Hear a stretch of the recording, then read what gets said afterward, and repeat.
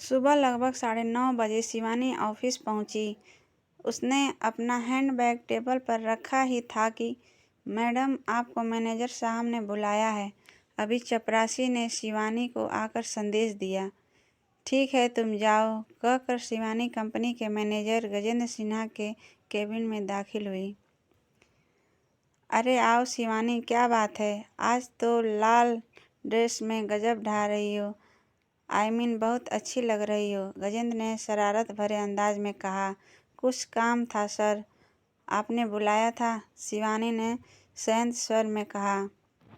लो, ये कुछ पत्र हैं, इनका जवाब आज ही भेजना है, बहुत अर्जेंट है। गजेंद्र ने पत्रों को शिवानी की ओर सरकाते हुए कहा। ठीक है सर, मैं अभी कर देती हूँ। लेकिन सर, मुझे आज घर कुछ जल्दी जाना है, बहुत ज़रूरी काम है। शिवानी ने पत्रों को उठाकर झिझकते हुए कहा। शिवानी भाई, तुम भी हद करती हो। मैंने तुम्हें आज तक कभी रोका है? इसमें कौन सी बड़ी बात है?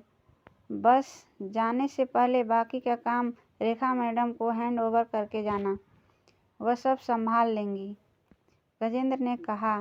शिवानी के प्रति गजेंद्र सिन्हा का व्यवहार ज़रूरत से ज़्यादा उदार रहता था। वह न सिर्फ शिवानी की हर बात मान लेता था, अपितु उसकी तरफदारी भी करता था। यह बात बाकी महिला स्टाफ को बड़ी नागवार गुजरती थी। गजेंद्र उनके साथ काफ़ी सख्ती से पेश आता था। अभी कुछ देर पहले कमला गुप्ता ने सिर्फ 1 घंटे की छुट्टी अपने 3 साल के बेटे को इंजेक्शन लगवाने ले जाने के लिए मांगी थी।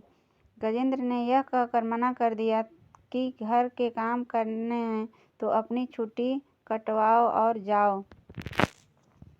अपनी तरफ गजेंद्र का झुकाव शिवानी को बहुत खटकता था। गजेंद्र के ऐसे व्यवहार के कारण वह स्वयं को दोषी महसूस करने लगी थी। शिवानी सुंदर थी, समझदार थी, वह बहुत ही सौम्य और अंतर्मुखी लड़की थी। गजेंद्र सिन्हा लगभग उसके पिता की उम्र का था। अपने प्रति उसके गलत व्यवहार का विरोध करने की हिम्मत वह कम ही जुटा पाती थी। शाम के लगभग 4:30 बजे शिवानी ने अपना बैग कंधे पर लटकाते हुए रेखा से कहा। रेखा, यार मैं निकलती हूँ, अगर सर किसी काम से बुलाए तो ज़रा संभाल लेना। रेखा उसके साथ वाले टेबल पर ही बैठा करती थी। ओह मैडम जी, आपकी आज्ञा का पूरी तरह से पालन किया जाएगा। जब आपकी बात सर नहीं टाल सकते तो हम किस खेत की मूली हैं। पर मैं आपकी नॉलेज के लिए बता दूं कि सर लंच के बाद से ही कहीं निकल गए हैं। आप तो केवल नाम की सेक्रेटरी हैं, असली ताज़ा खबरें तो हमसे पूछा करो, रेखा ने मजाकिया अंदाज में खिलखिलाते हुए कहा। शिवानी भी हंसते हुए अपना बैग उठाकर ऑफिस से निकल गई। उस दिन शिवानी ने राहुल तथा उसके घर वालों को शाम की चाय पर अपने घर बुलाया था। शिवानी ने अपने तथा राहुल के बारे में अपनी मम्मी तथा भाई को पहले से ही सब कुछ बता दिया था। शिवानी और राहुल कॉलेज के ज़माने से ही एक दूसरे से प्यार करते थे। ऑफिस से निकलकर पूरे रास्ते उन दोनों की यादें एक फिल्म की रील की तरह उसकी आंखों से होकर गुजरने लगी थी। कॉलेज में उस दिन वार्षिक उत्सव का दिन था। पूरे कॉलेज में शादी जैसा माहौल था। चपरासी से प्रिंसिपल तक सभी व्यस्त नजर आ रहे थे। खेल के मैदान के बीचों बीच एक भव्य मंच बनवाया गया था। अंदर हॉल में लड़के लड़कियां सांस्कृतिक कार्यक्रमों की रिहर्सल करते नजर आ रहे थे। शिवानी भी उनके साथ एक नाटक पेश करने की तैयारी में जुटी थी। बीच बीच में सभी हंसी मजाक करते, गपशप मारते, कभी चाय की चुस्कियां भरते, माहौल को एक नवीन ऊर्जा से भर रहे थे। ठीक 12 बजे मुख्य अतिथि माननीय मंत्री महोदय का आगमन हुआ। प्रवेश द्वार से मंच तक मंत्री जी का भव्य स्वागत किया गया। कॉलेज के बैंड की धुन शिवानी को हॉल में साफ सुनाई दे रही थी। तभी मंच से एक सधे हुए स्वर में सुरीला गीत शिवानी के कानों में पड़ा। गाने वाले के स्वर में ऐसी कशिश थी कि वह मंच की ओर बरबस दौड़ पड़ी। पंडाल में सभी मंत्रमुग्ध होकर गाना सुन रहे थे। जैसे ही गाना खत्म हुआ, तालियों की ध्वनि मानो आसमान छूने लगी। उस दिन शिवानी ने पहली बार राहुल को मंच पर देखा था। अगले दिन शिवानी ने राहुल को कैंटीन में देखा तो स्वयं को रोक नहीं पाई और उसके पास चली गई। हेलो, आई एम शिवानी, मैं फर्स्ट ईयर की स्टूडेंट हूँ, शिवानी ने अपना परिचय देते हुए कहा।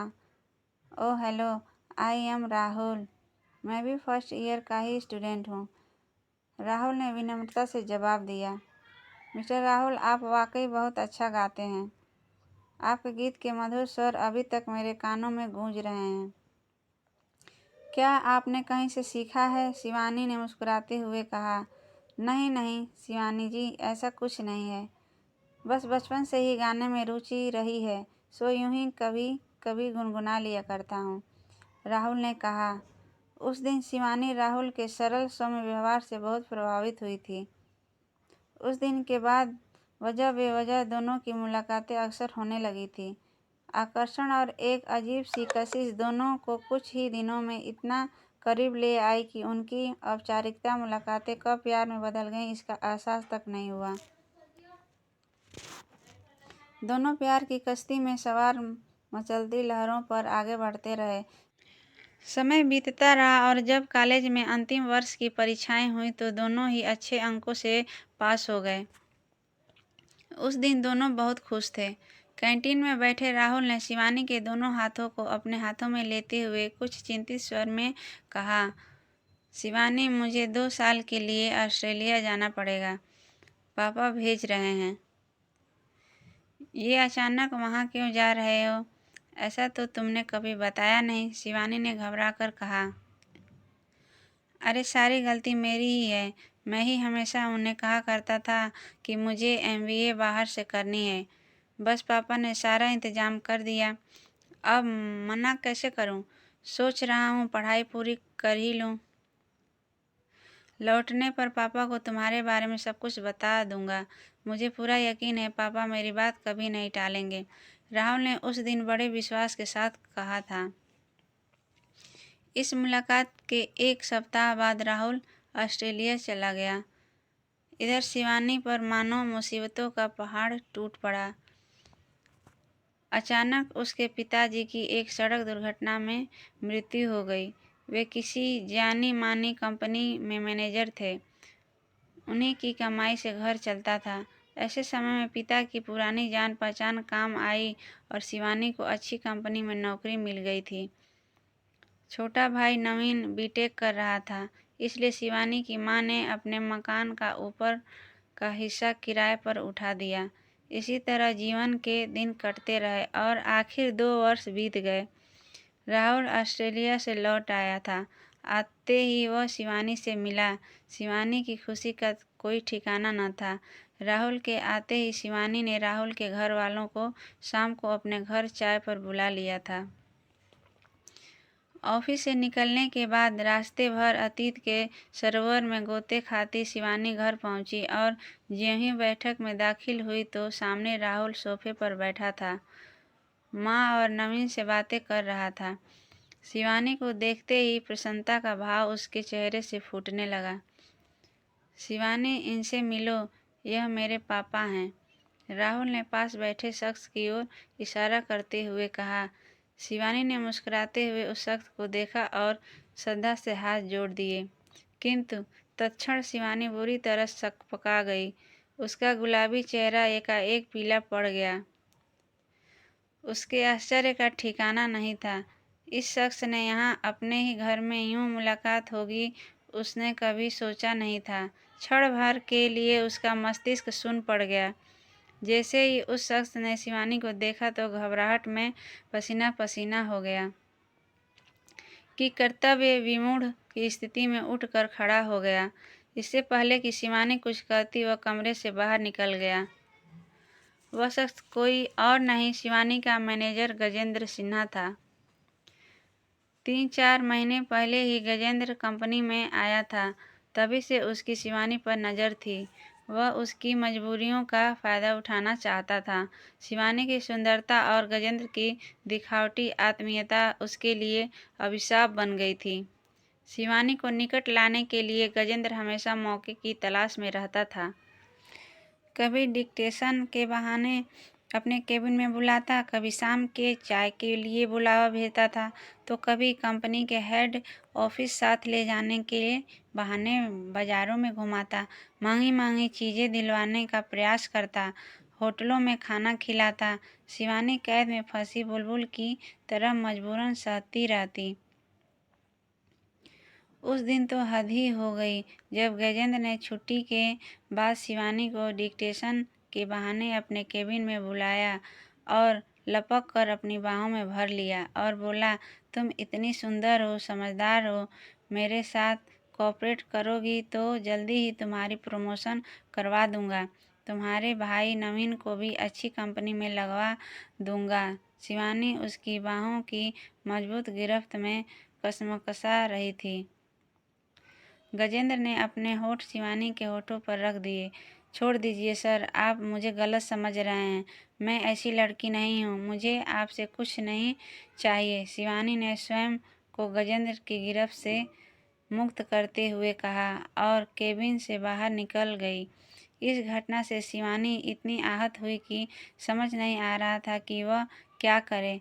कभी सोचती घर में बता दूं या पुलिस में चली जाऊं, किंतु नौकरी खो जाने का डर था तथा बदनामी के डर ने उसके हौसले को तार तार कर दिया। सोचा राहुल को फ़ोन पर सब कुछ बता दें, पर मन डरता कि आजकल के लड़कों के दिमाग का कुछ पता नहीं, कहीं मेरे चरित्र पर ही संदेह न करने लगे। शिवानी के घर से यूं एकाएक गजेंद्र का उठकर चले जाना तथा शिवानी की परेशान मुख मुद्रा देखकर राहुल तथा शिवानी के घर वाले कुछ समझ नहीं पा रहे थे कि आखिर यह माजरा क्या है। परिस्थितिवश शिवानी खुद को रोक नहीं पाई। उसके हृदय का सारा अवसाद लावे की तरह फूट पड़ा। उसने अपनी आप बीती का एक एक वाकया राहुल तथा घरवालों को बताया। राहुल का मन गहन पीड़ा तथा शर्मिंदगी से भर गया। पिता की करतूतों ने शिवानी और राहुल के विवाह पर सवालिया निशान लगा दिया। वह अपने पिता को अपना आदर्श समझता था, पर आज उसकी आस्था चकनाचूर हो गई थी। अच्छा हुआ माँ यह दिन देखने से पहले ही ऊपर चली गई, अगर जिंदा होती तो जीते जी मर जाती। लुटे हुए मुसाफिर की तरह बिना कुछ कहे राहुल शिवानी के घर से निकल पड़ा और देर रात तक सड़कों पर यहाँ वहाँ भटकता रहा। शिवानी से शादी न हो सकेगी, इसका राहुल को इतना गम नहीं था जितना अपने पिता के पतन का सदमा था।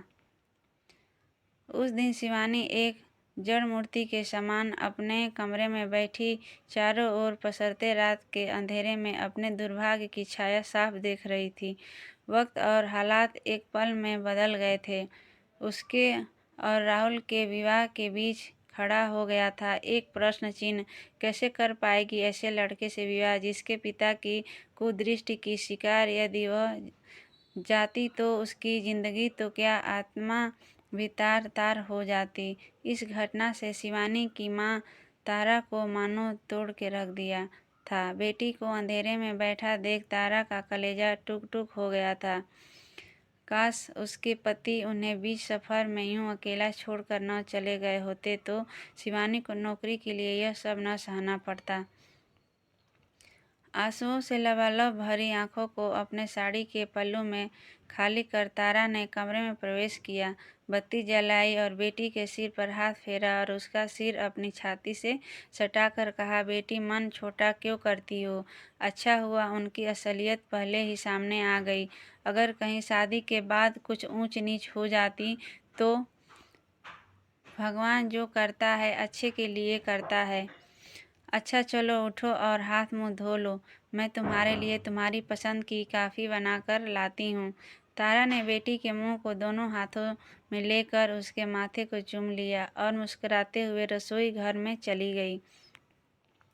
उसी समय संयोगवश शिवानी के घर के सामने खाली पड़े प्लाट पर अस्थायी रूप से रह रहे एक मजदूर परिवार की बनी झुग्गी में बज रहे रेडियो से पुराने फिल्मी गाने के स्वर शिवानी के कानों में पड़े।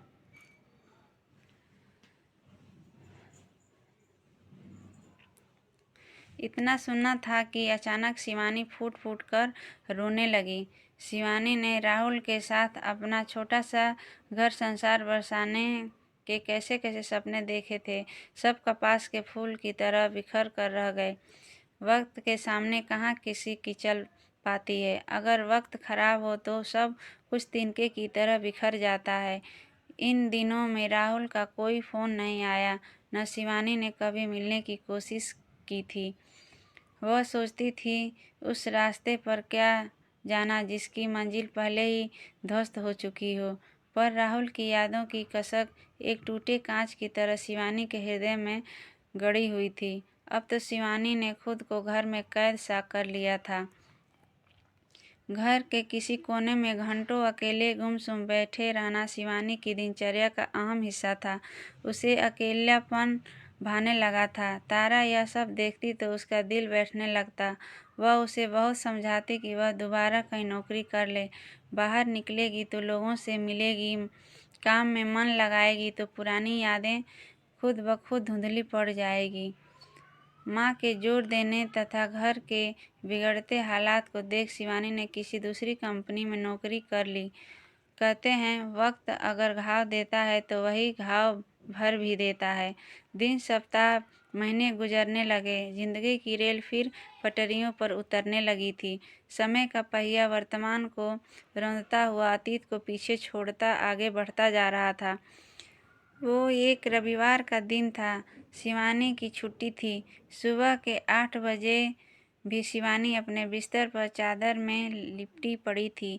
तारा ने आंगन के गेट की कुंडी में फंसा आज का अखबार निकाला और शिवानी के कमरे आ गई। अखबार शिवानी के बिस्तर पर रखते हुए कहा, बेटे मैं मंदिर जा रही हूँ, तब तक तुम भी उठ जाओ और नहा धो लो। नवीन को भी उठा दो, मैं आकर आलू के पराठे बनाऊंगी। आज तीनों एक साथ मिलकर नाश्ता करेंगे। माँ की आवाज़ सुनकर शिवानी उठकर बैठ गई। हर रोज की तरह उठते ही अखबार खोला और मुख्य खबरों पर सरसरी नज़र डाली। पन्ना पलटते ही शिवानी का नज़र अखबार में छपे एक चित्र पर अटक गई। वह एक मृत व्यक्ति का चित्र था जो पुलिस ने पहचानने के लिए छपवाया होगा। चित्र कुछ जाना पहचाना सा लगा। असमंजस की स्थिति में शिवानी नहाने चली गई। नाश्ते के बाद वह फिर अखबार लेकर बैठ गई। सोचा आज तो अखबार इत्मीनान से पढ़ूंगी। और दिन तो भाग दौड़ सी मची रहती है। पन्ना पलटा तो नज़रें फिर उसी तस्वीर पर अटक गई। शिवानी को ऐसा क्यों लग रहा था कि यह तस्वीर राहुल के पिता गजेंद्र सिन्हा से हूबहू मिल रही है। तुरंत शिवानी ने तस्वीर अपनी माँ को दिखाई। माँ जरा देखो, यह फ़ोटो किसी जानकार की तो नहीं? शिवानी ने कहा। क्या कह रही है?